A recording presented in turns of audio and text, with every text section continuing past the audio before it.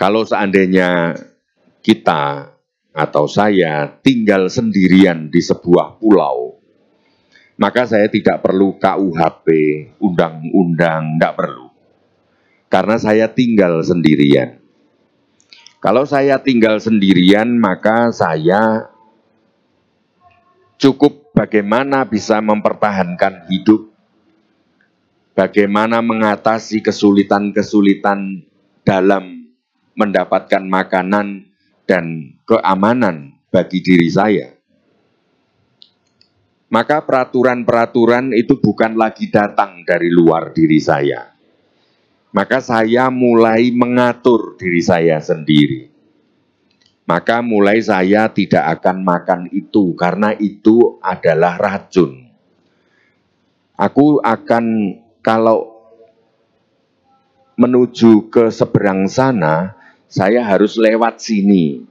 Karena yang lewat sana itu ada binatang buas dan selanjutnya dan selanjutnya. Maka aturan itu diperlukan. Nah, suatu saat bahwa karena ada binatang buas itu adalah harimau, ternyata dia lalu menghafalkan, oh ternyata kalau angin arah dari depan dan ada bau seperti ini, berarti ini bau harimau.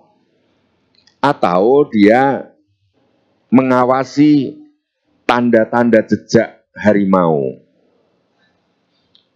Suatu saat dia bertemu harimau dan dia harus bergulat dengan harimau itu. Akhirnya dia menang.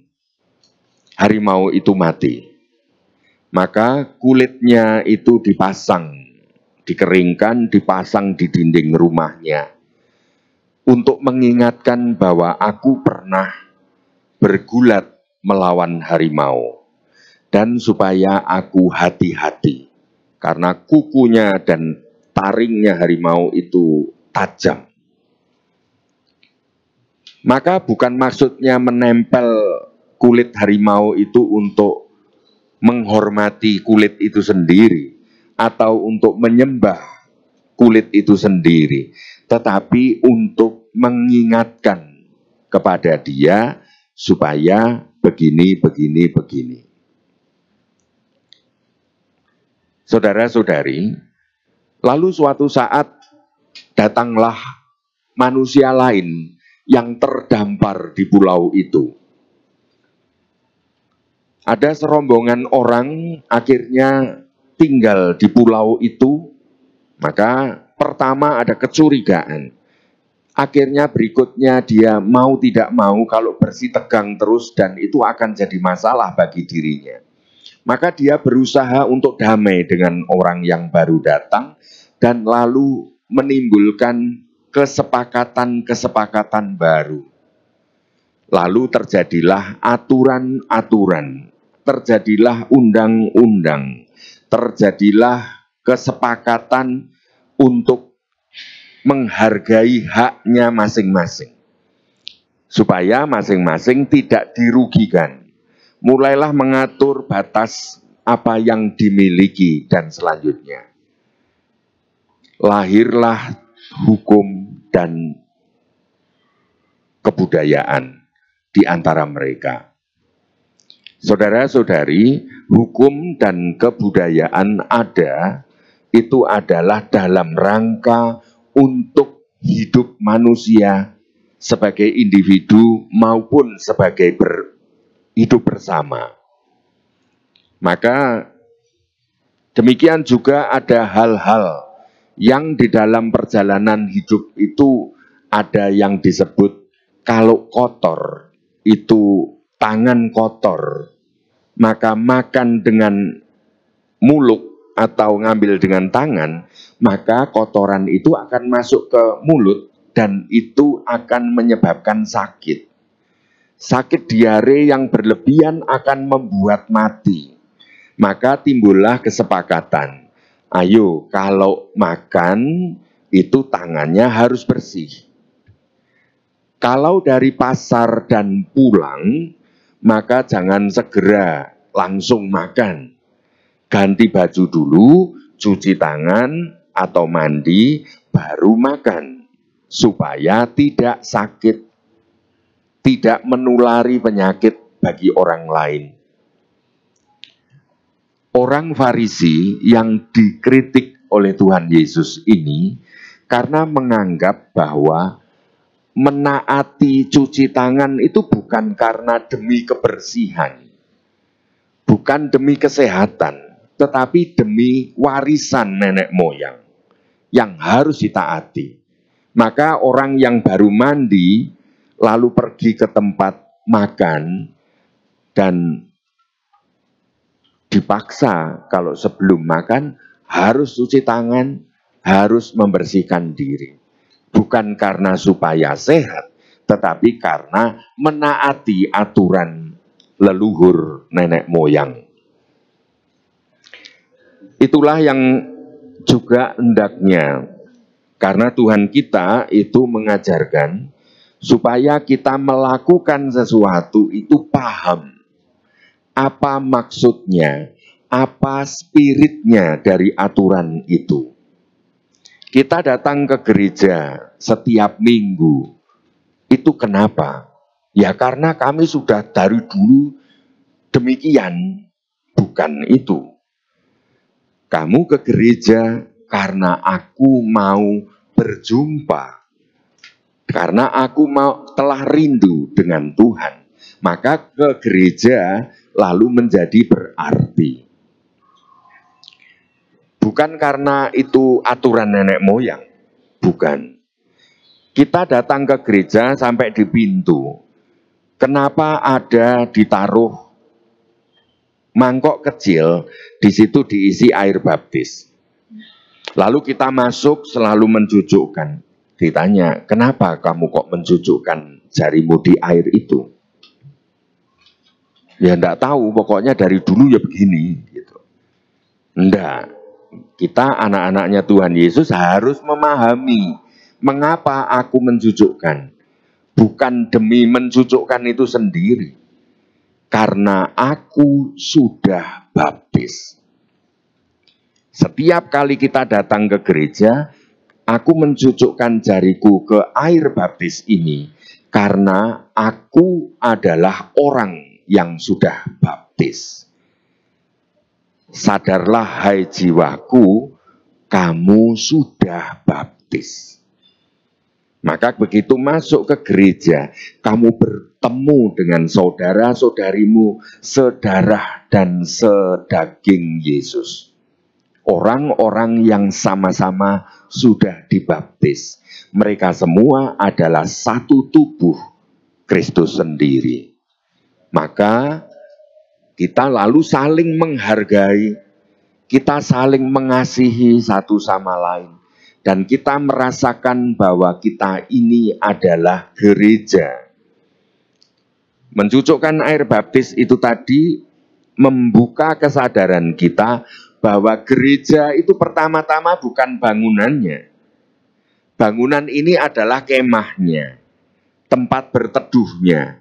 Tetapi yang disebut gereja adalah kita semua yang duduk di bangku ini. Inilah igreja, eklesia, artinya himpunan kudus. Kita memang betapa pentingnya menyadari hal-hal yang kita lakukan. Minggu lalu,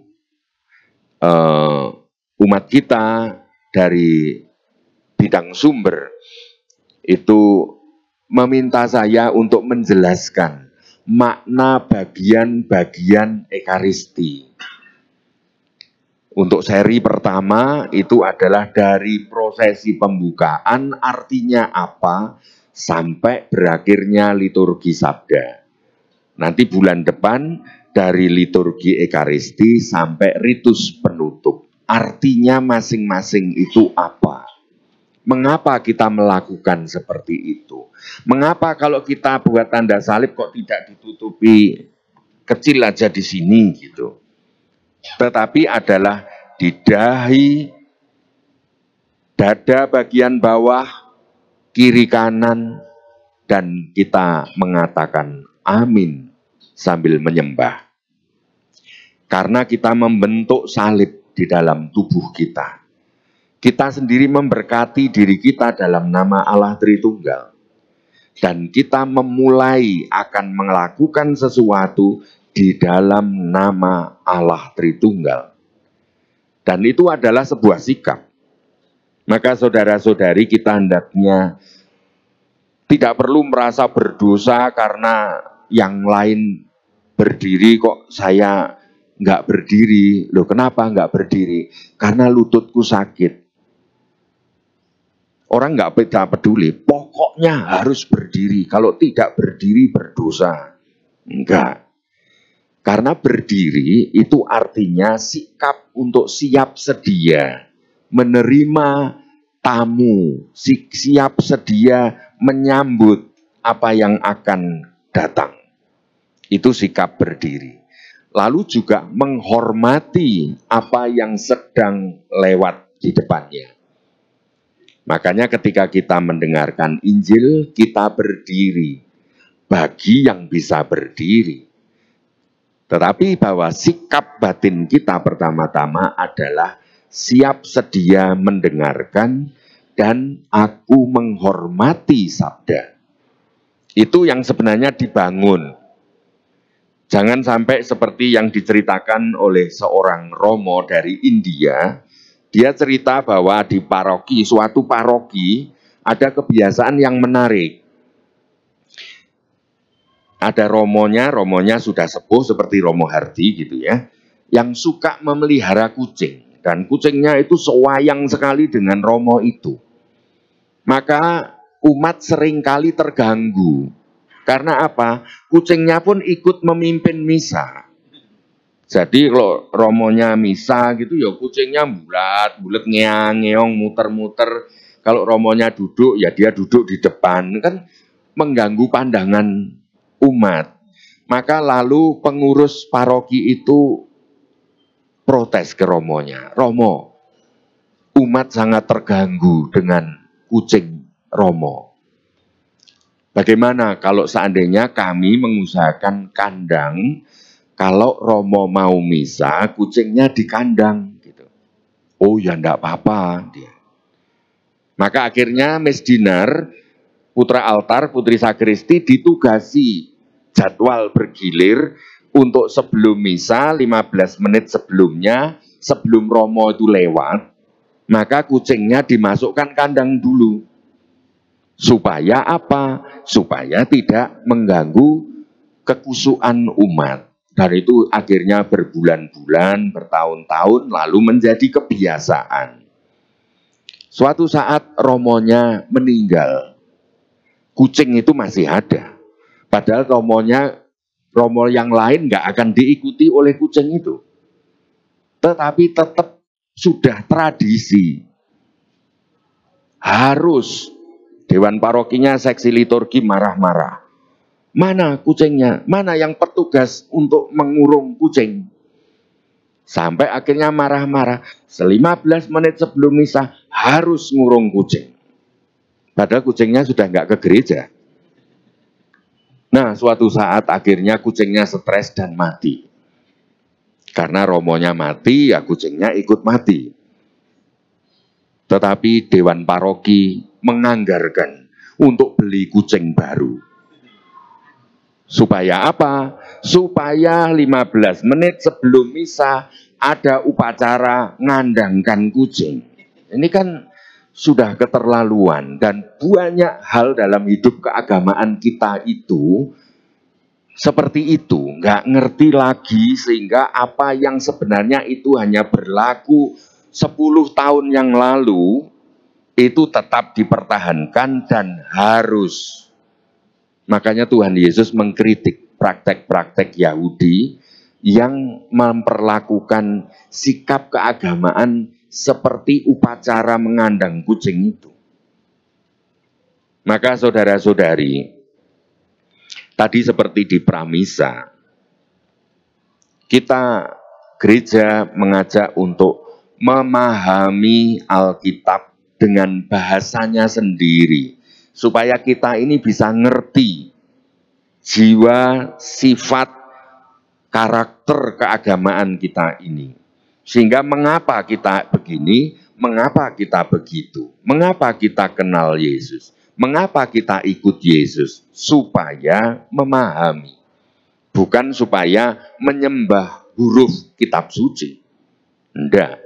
Yang disebut kitab suci adalah makna yang tersurat di dalam kata-kata kalimat itu untuk kita makan, untuk kita kunyah, untuk kita hayati, supaya kita mempunyai relasi yang mendalam dengan Yesus. Demikian juga tentang kenajisan. Najis itu lalu kalau dulu itu disebut najis karena masalah kesehatan. Maka kalau memang sehat, ya tidak najis. Tetapi seringkali orang-orang Farisi dan tokoh-tokoh agama enggak pokoknya. Nah ini sudah agama pokok itu yang membuat susah. Fanatik pokoknya. Sehingga Tuhan Yesus menegaskan, yang membuat najis adalah apa yang keluar dari hatimu, apa yang kamu katakan, omongkan, lidahmu itulah yang membuat najis. Karena menajisi orang lain. Maka apa yang kamu makan, apapun, yang penting bersih, maka itu tidak najis. Saudara-saudari, semoga kita juga semakin dewasa di dalam iman, sehingga kita memahami hakikat, sifat, maksud, tujuan dari apa yang kita hayati. Kemuliaan kepada Bapa dan Putra dan Roh Kudus,